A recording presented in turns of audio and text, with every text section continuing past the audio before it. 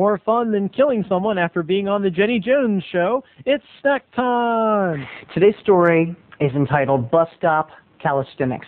Now, my friend Dan Raphael and I, remember the one we went to a recall and the lady was like, "Stop taking my seat! Fuck you!"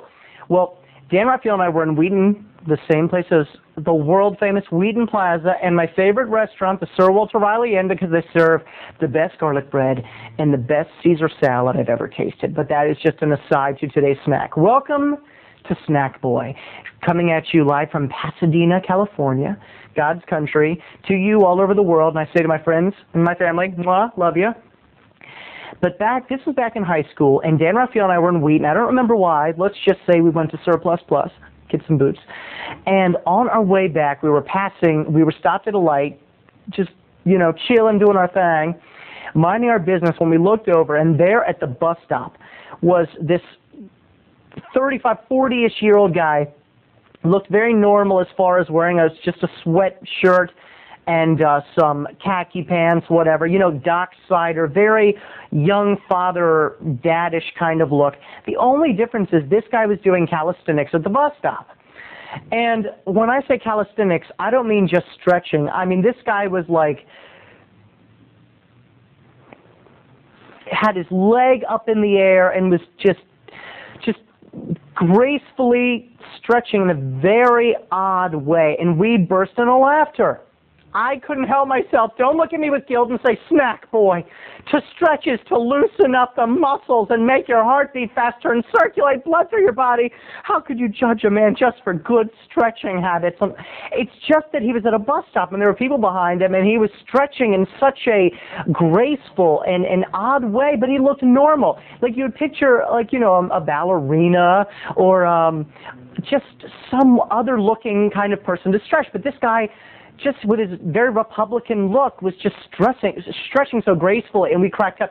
So after we went by, I was like, "Dan, did you see that?" And he was like, "No, did you see that?" It was just, and I'm like, "Why was that so funny? I have to know, why was that so funny?" He said, "I can't put my finger on it, but it was the funniest thing I've ever seen." I said, "Dan, that was the funniest thing I've ever seen." He said, "Let's go back. Do you want to go back?" So we circled the block, and we were still saying it. "Why was that so funny?" And I'm a rater. I'm like, "Out of 10, how funny was that?" He goes, 9.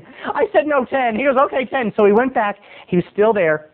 The bus had not yet come, and we stopped to watch him. And Dan, we were snotty kids. Dan goes, "Good stretching, sir." And here's the funny part. The guy goes, "Thank you," and continues to stretch. And not thank you in a sarcastic way. He literally took it as a compliment. Like here, these two kids are cracking up, and they stop the car, and they're like, "You're a wonderful stretcher." He goes, "Thank you." And I said, "You're very flexible, girl. You're flexible, girl. You're very flexible, girl." I said, "You're very flexible." He goes, "Thanks." And he leans over and puts his head practically on the ground without bending his legs. And we are cracking up. And Dan is laughing so hard he almost hits his head on the horn. And this old bitter lady at the bus stop goes, "Leave him alone. Will you let him stretch in peace? This is a free country. He's entitled to stretch." And this black lady beside her, she was so cool. She was dressed to the hilt, business suit. She's like, "He looks like a fool. He looks like a damn fool." And she's like, the other lady's like, "No, he's entitled to stretch." And "No, he looks like a damn fool. And I don't need his ass sticking all up in my face." And we are just cracking up. And here's the funny thing. The guy has heard all this arguing. He just listens to it and goes on stretching. He's like, and then lifts his leg up to his head. And then the black guy's like, "Damn fool." Bus stop calisthenics. I also want to say that, oh gosh, I can't remember his name. I've got it written down, but it's up there on the table. I'm so comfortable here on the bed. Oh, I'm so comfortable. People, I'm feeling lazy. I want to end my snack by talking.